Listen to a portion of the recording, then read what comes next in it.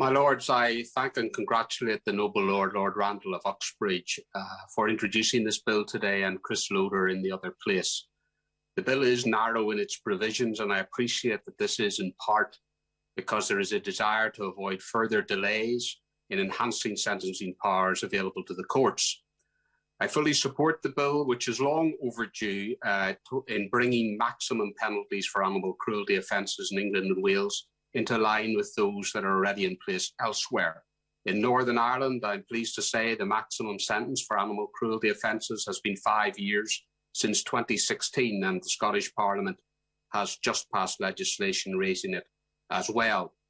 My Lords, it's absolutely imperative that animals in our society are cared for, that those who abuse animals are appropriately punished, and those with a legal responsibility for animal care have the support and resources they need.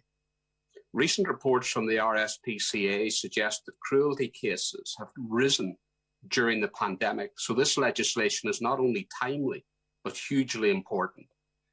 As a result of this legislation, as has been said, the United Kingdom will have one of the toughest sentencing regimes against animal cruelty anywhere in the world. But our ambition should not end with the passage of this legislation. There's more that we can do to prevent, deter, detect, and prosecute crime against animals.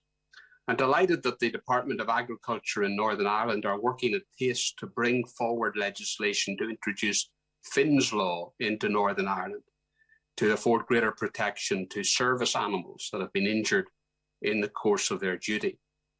My Lords, as well as increased funding for local animal welfare services, we should consider the establishment of a register of animal cruelty offenders to avoid repeat harm and take a preventative approach to wrongdoing. Now, I'm aware that the creation of such a register is very complex, would require data protection, human rights and costs issues to be overcome. But we shouldn't run away from the responsibility to exhaust all avenues to make progress in this important area. It could be, for instance, limited to banned offenders with appropriate and limited access to relevant agencies. I also, like other noble lords, believe in raising awareness and educating people more about responsible ownership and about the value of animals. This will go a long way to rooting out the causes of these evil crimes of animal cruelty.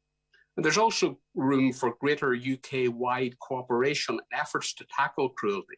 And it may be possible for a national charter, for instance, to ensure a joined-up and cohesive approach to initiatives being taken forward in each of our countries. My Lords, I wish this bill well in its hopefully speedy passage through the House. Thank you.